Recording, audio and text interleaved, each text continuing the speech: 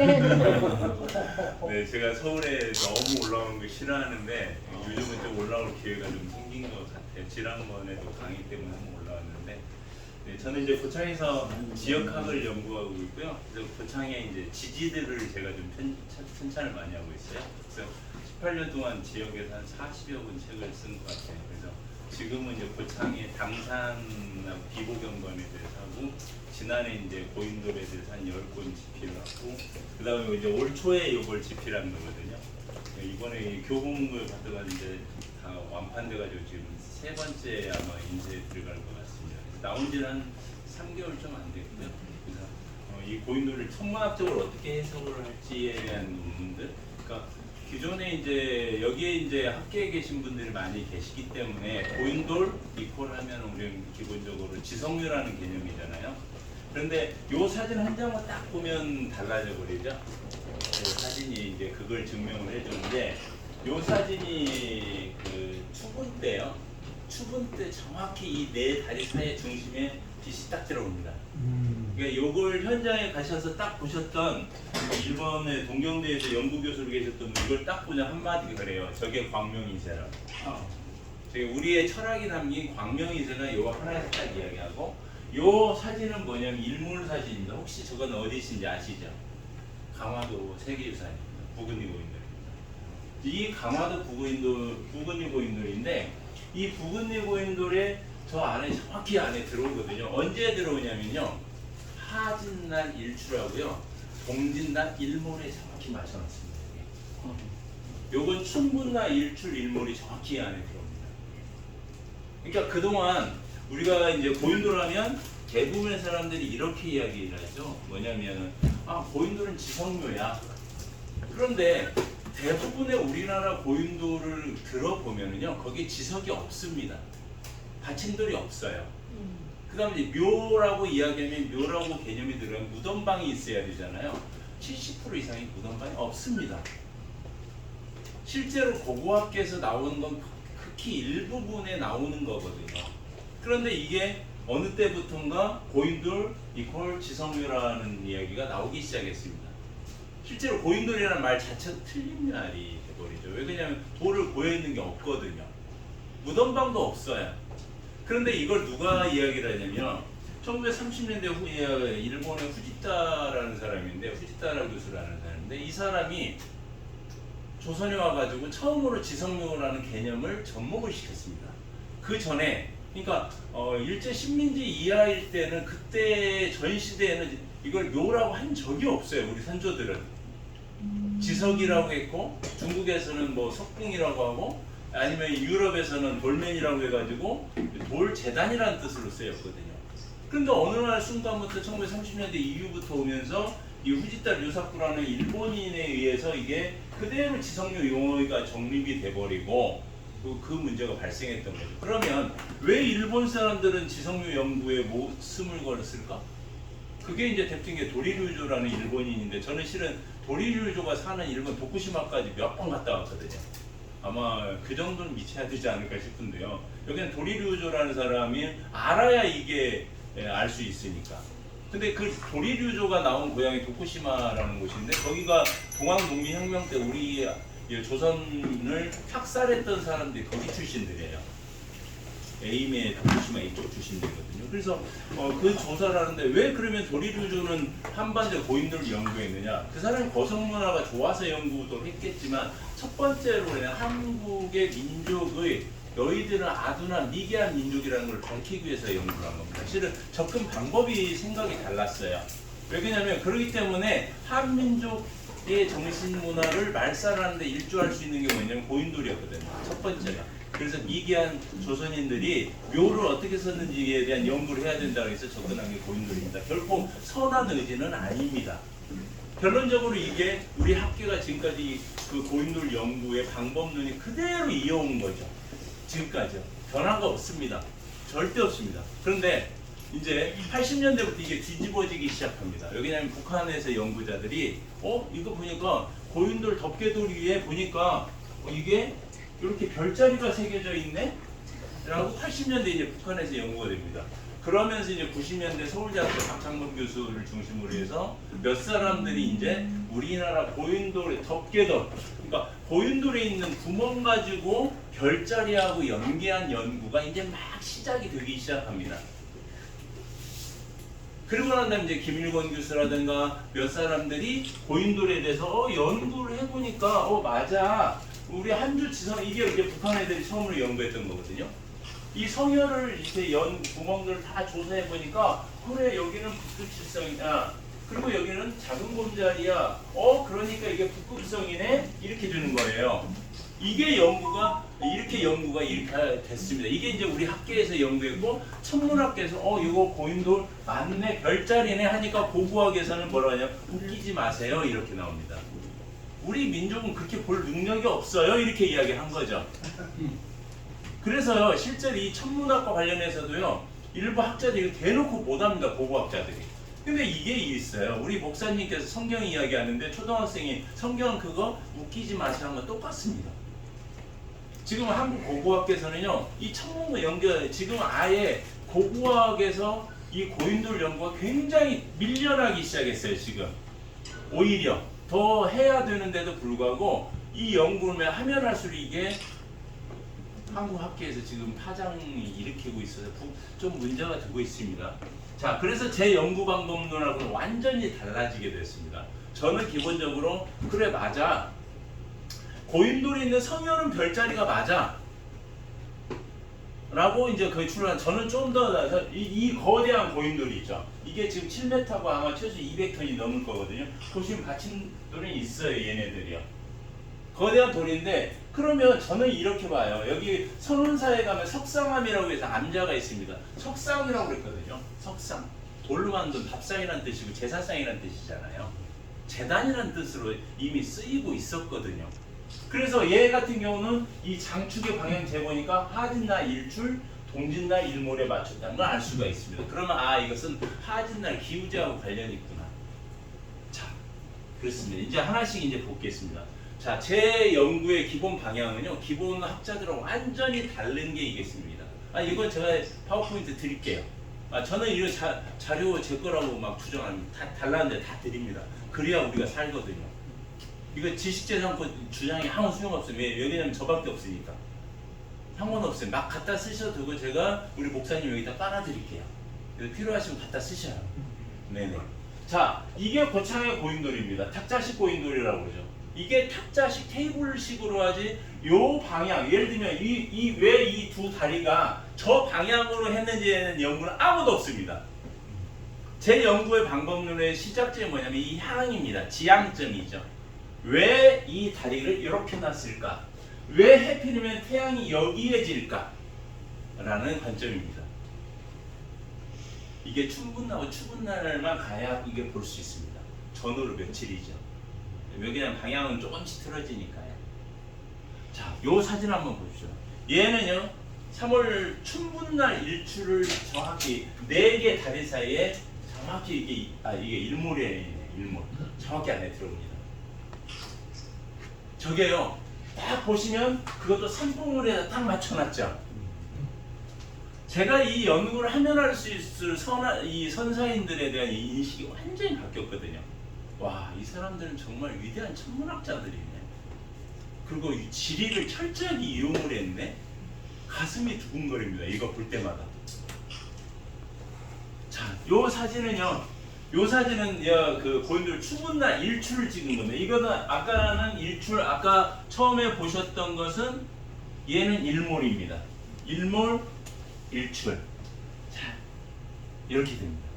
이게 뭐냐, 이 고인돌이 갖고 있는, 탁자식 고인돌이 갖고 있는 최소한 한반도 남부 지역에 있는 고인돌들, 탁자식이건 이런, 기본적으로 천문학을 담고 있다는 걸 금방 알 수 있는 거죠. 태양의 움직임, 별의 움직임. 자, 여기에 보시면 그러니까 어떻게 측정을 하냐면요, 고인돌이 이렇게 장축이 이렇게 나 있죠. 사각형이야, 그죠? 그럼 장축의 가운데 중심축이 어디를 바라보고 있는지를 보는 겁니다. 이게 연구의 기본 방법론이에요. 근데 지금까지 장축에 대한 연구를 처음 시도했던 분이 누구냐면 박창범 교수입니다. 지금 서울고등과학연구원에 이번에 제 추천사를 써주셨던 분인데, 그분이 연구를 했는데 이분은 몇 개 못 보셨어요. 저는 몇 개를 봤냐면요. 이 책을 하나를 3,000개를 조사했습니다. 전국을 다니면서요. 그러면서 이게 패턴이 나오더라고요. 왜냐면 몇 개 봐가지고 이 패턴 안 나옵니다. 저도 3,000개를 제가 머릿속에 담고 연구를 하고 하다 보니까 나오더라고요. 자, 여기 딱 재보니까 이게 60도 방향이에요. 그런데 여기에 성혈들이 되게 많아요. 그러면 이런 패턴들이 나오죠. 이게 요건 여러분들 다 아실 거예요. 강화도 부근리 고인돌입니다. 이게 부근리 고인의 실측도거든요. 이 실측도를 보면 이 방향성을 정확히 이게 삐뚤어져 있기 때문에 모르잖아요. 그런데 여기 실측도 보니까 이렇게 북쪽을 이렇게 표시를 해놨어요. 그러다 보면 이 통로 방향을 딱 하니까 60도라고 계산은 되죠. 그러면 이 고인돌이 향하고 있는 60도의 지향점 여기를 왜 해필이면 동북 방향으로 했을까? 여기서 이 60도라는 게 동북 방향입니다. 그러니까 0도가 북쪽이잖아요. 180가 남쪽이고 90도가 동쪽이고요. 그러면 얘가 왜 동북 방향으로 했을까? 라고 제가 3년 전에 이거에서 글을 써서 이제 제가 투어를 했는데 요건 하진날 일출을 바라보게 됐습니다. 그러면 여기 반대는 240도죠. 180도 더 하니까요. 반대가 180도잖아요. 그러면 여기는 동짓날 일몰을 바라봅니다. 그래서 제가 이 이야기를 하니까 아무도 안 믿어요. 그래서 제가 강화도 역사박물관 가서 제발 좀 하진날, 동짓날 가서 사진 좀 찍어봐라. 틀린지 거짓말이니. 그랬더니 그런 건 교과서에도 없고요. 역사 아무도 이야기 안 하는데 그래요. 뭐 논문에도 없고 아무도 없는데 왜 네가 그딴 소리 하냐 하는 식이에요 저한테. 그러더만 그걸 믿는 분이 계시더라고요. 일본인인데요. 동경대 출신의 애기 엄마 친구가 간 거예요. 혼자 이 아줌마가 새벽에. 그래서 찍어서 사진을 찍어서 보내줬습니다. 놀래 자빠진 거예요.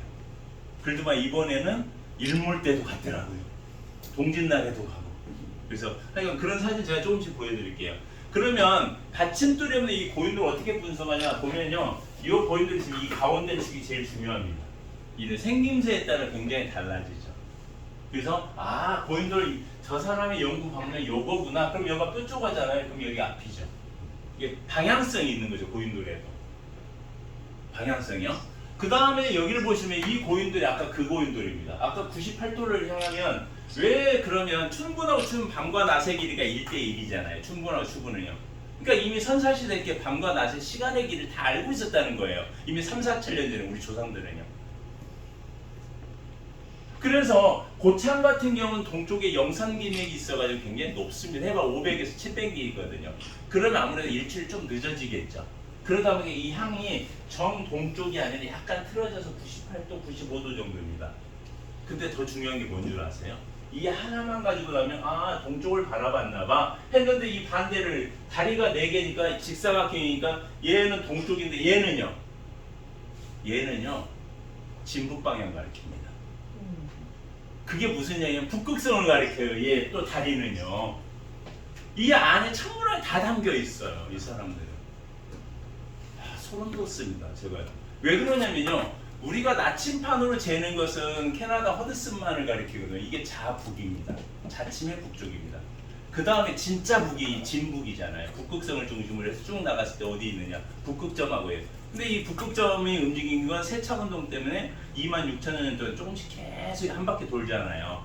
이게 조금씩 달라집니다. 그런데 이때 보면은 정확히 지금 한반도에서 7.5도 정도 갈라져요. 한반도에서. 그러다 보니 이게 진북 방향 정확히 가리키는데요. 변산반도에 봉우리하고 또 맞춰놨습니다. 얘가.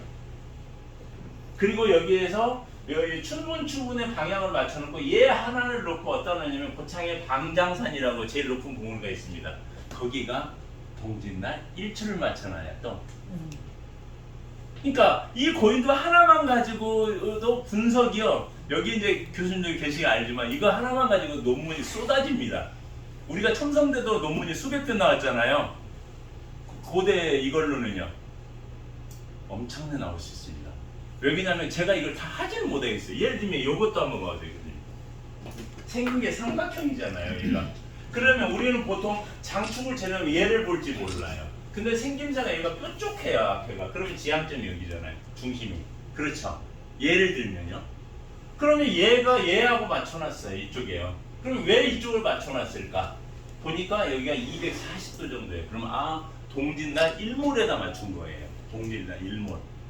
그래서 동짓날 일몰에 가면 태양이 여기서 지는 걸 볼 수가 있습니다. 제가 사진 찍어놨는데요.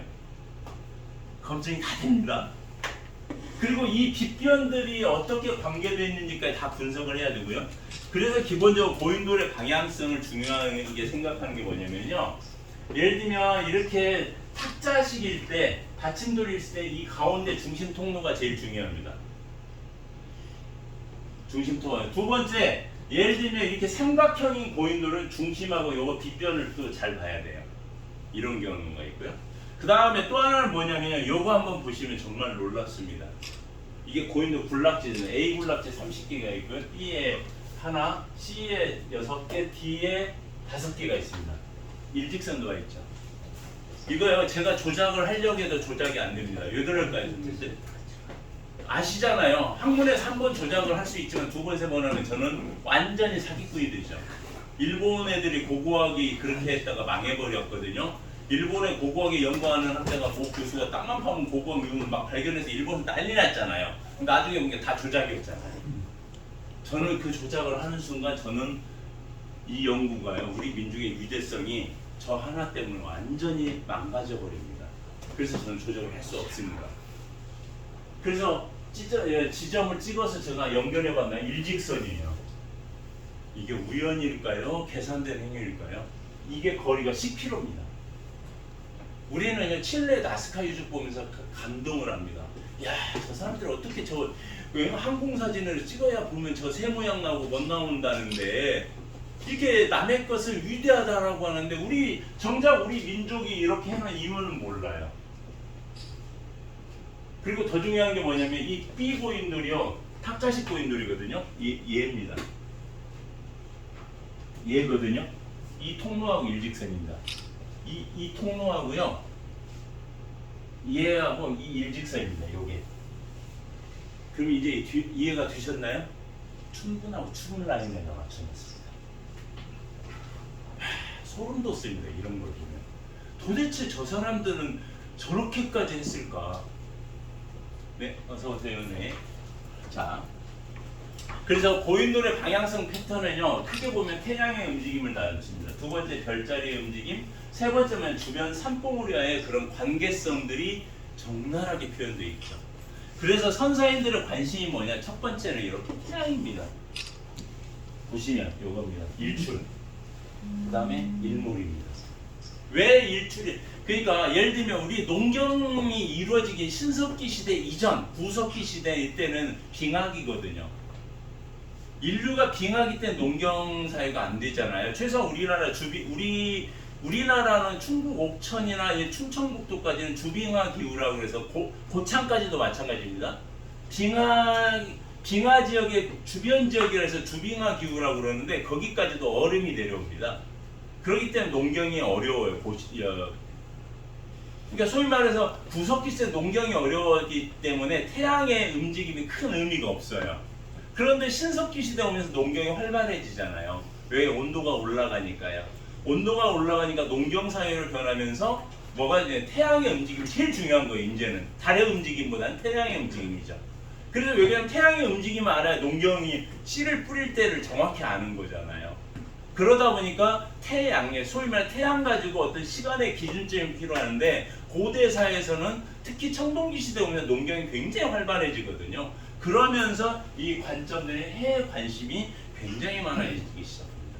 그래서 여러분들은 다 이것은 찬양을 해요. 야, 영국 스톤헨지를 봐라. 얼마나 멋지냐. 이 스톤헨지의 이 주 통로가 봐라. 하진다 일출 정확히 맞추지 않았냐면서 다들 놀래고 스톤헨지 가지고요 논문이 수백 편 쏟아져서 나옵니다. 요 스톤헨지가 그래 이게 무덤이냐 아니냐고 막 싸움 하잖아요. 우리도 마찬가지 그렇게 하시면 돼요. 무덤이라 주장하는 사람도 무덤이라 쓰고 그다음 천문학은 천문학 쓰시면 되거든요. 그래서 1년이면 수십만 명이 이걸 보려고 사람 눈을 부리키고 있습니다. 야 위대한 영국인들 봐라 막 이러면서 정작 우리 고인돌은요 무덤이야 라고 못을 박아버리니까요 더 이상 할 게 없습니다. 우리 민족의 위대한 근데 문제는 영국에 이게 널려있냐 그것도 아니에요. 근데 우리나라 고인돌은요 사방가 널려 있어요. 마을마다 다 있습니다. 이게 홍익인간이죠. 왜 그러냐면요, 이 당시 영국이나 이런 걸 만들어 놓은 어떤 집단의 최대한 어떻게 왕이 됐건 부족의 최고 우두머리 엄청난 그 사람들 정보를 공유했잖아요. 근데 우리나라는요 누구나 다 했어요. 왜? 그냥 마을마다 고인돌 다 만들어 놨잖아요. 그러니까 홍익인간이 거기서 나오죠. 누구든지 정보를 공유했잖아요. 이미 3000년, 4000년 전에 우리 민족은요. 자, 스톤헨지 보시면 스톤헨지 방향성 이게 하지 일출로 다 되어 있거든요. 이게요. 그래서요, 제가 아까 만이산 참성단이 그럼 왜 만들었을까? 그래서 제가 어느 유튜브를 딱 쳐봤더만요, 만이산 참성 동지 일출을 어느 작가가 사진을 찍었는데 정확히 이 봉우리에다 맞춰놨잖아요. 언제? 동짓날이요.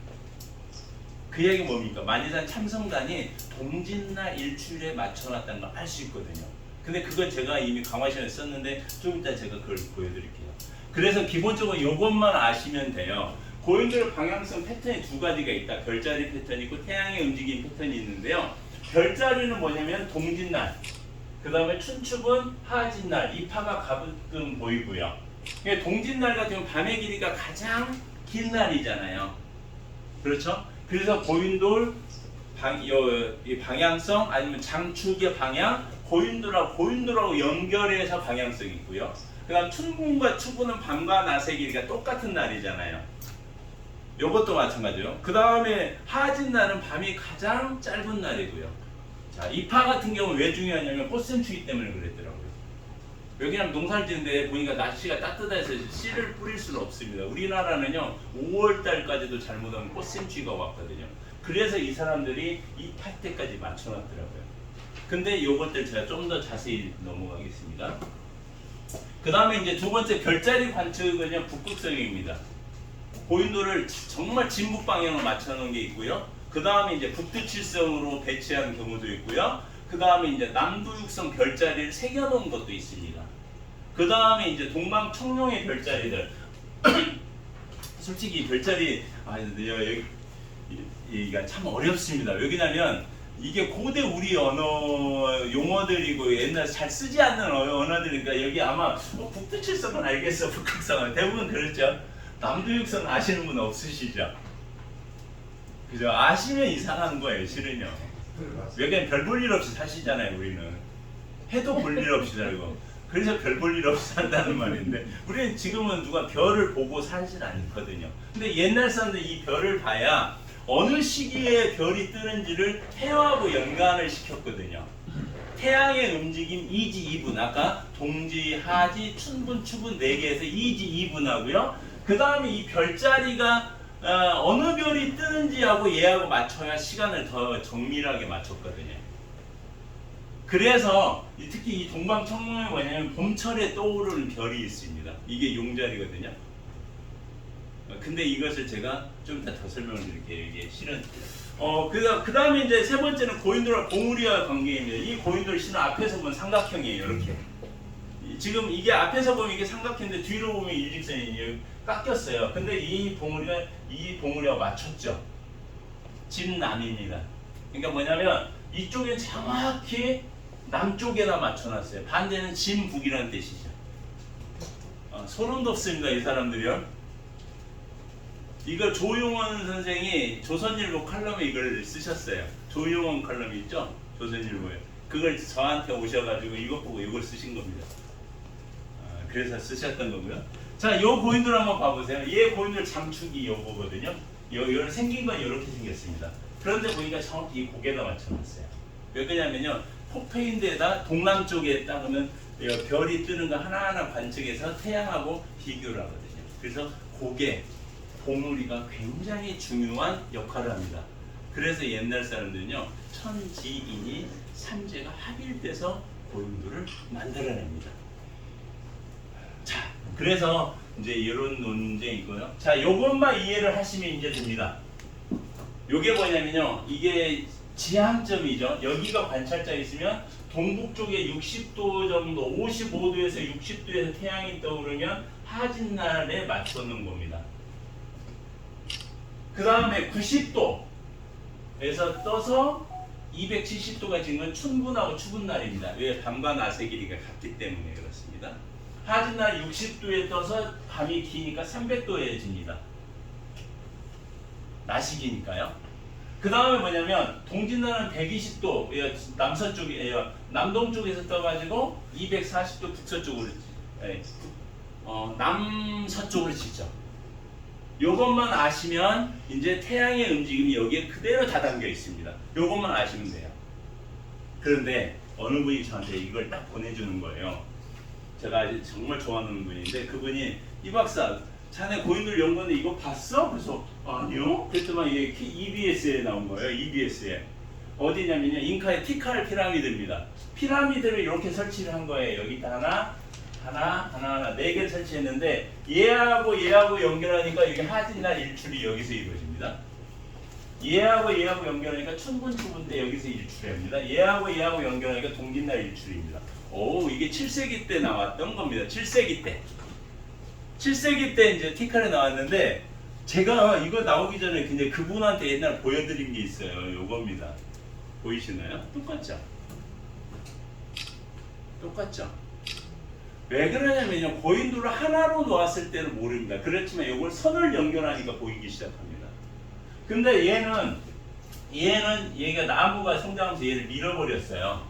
그래서 실제는 틀어졌어요. 방향이 이만큼 온다면 이렇게 되겠죠. 이게 의미하는 게 뭐냐면요. 얘하고 연결하면 하진날, 얘하고 약간 틀어서 이렇게 하면 얘 지금 땅에 묻혔습니다. 그냥 이 무덤 만들면서 여기 땅을 높이면서 고인돌 두 개가 묻혔어요. 얘하고 연결하면 춘분, 얘하고 동짓점입니다. 그리고 얘는 별자리 관측 라인, 얘는요 진북 라인입니다. 얘가 남쪽에, 얘가 이렇게 바라보죠? 얘하고 연결이 여기가 여기 호암산이라고 있는 그 봉우리로 일직선하면요 딱 보면 북극성이 여기에 있습니다. 천문학이죠? 이래도 무덤입니까? 제가 박창범 교수님한테 딱 이걸 서울대 박창범 교수님한테 딱 하니까 이 양반이 컥한 거예요. 세상에나. 근데 저걸 제가 고창에서만 5개 발견했습니다.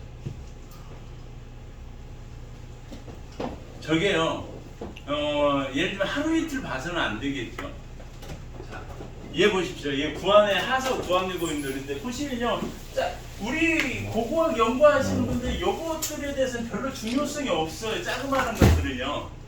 근데 연결하면 얘를 중심으로 얘 하진날, 춘추군, 동짓이거든요. 얘는 동지 라인, 여기는 하지 라인, 고인돌. 그 다음에 얘는 진북 라인. 얘는 이 안에도 모든 비밀이 어마어마하게 얽히고 설켜 있는 거예요. 실은 우리가 지금 제가 여기서 밝힌 건 아주 일부분입니다. 실은요. 예를 들면 요 하나만 가지고도 분석을 할 게 너무 많아요. 고인돌 군락지. 근데 제가 지금 전국을 혼자 다 커버를 하니까 이게 불가능한 거죠. 그러니까 제가 그 패턴만 이제 말씀을 드리는 겁니다. 자, 요 고인돌 한번 보시겠습니다. 아까 그 고인돌입니다. 아까 제가 그 쥐라고 이야기했던 거 있죠? 삼각형의 고인돌인데요. 이 가운데는 춘분, 일출 맞춰놨고요. 이쪽에는 하진날 일출 맞춰놨고요. 이쪽 라인은 동짓날 일출 맞춰놨어요. 하나 자체가 이지 이불 다 담은 케이스예요. 이런 거. 이것도 제가 몇 개 발견했습니다.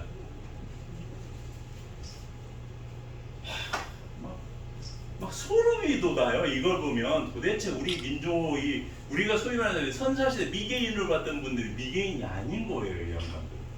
위대한 천문학자들. 이게 정말 있을 수 있을까? 3, 4천 년에 우리 조상들이 저렇게 위대했나? 이 고인들도 삼각형입니다. 실은요. 제가 멀리에서 찍어서 그렇거든요. 근데 얘도 똑같아요. 이 봉우리에서 하진날 일출 바라보고요. 동짓날 일출 바라보고 춘분 이렇게 이 하나에다 다 담았습니다. 그러니까 이 고인돌을 하나를 그냥 분석하는 게 아니라 하나하나 이렇게 분석을 해봐야 이제 삼각형 보이시죠? 이렇게 보니까요. 같은 고인돌인데. 이렇게 보여야 얘가 제대로 이해가 돼요. 그냥 보면 안 됩니다. 안 보입니다. 요것도 훈련이요. 저처럼 3,000개 하면은요. 첫 보면 이제 보이는 거죠. 네. 안 가다가도 고인돌이 또 불러요, 저를. 제가 3,000개 고인돌을 어떻게 다 찾겠습니까? 가면은 고인돌이 야 와서 나 청소해. 그러면 가보면 있습니다. 진짜로요.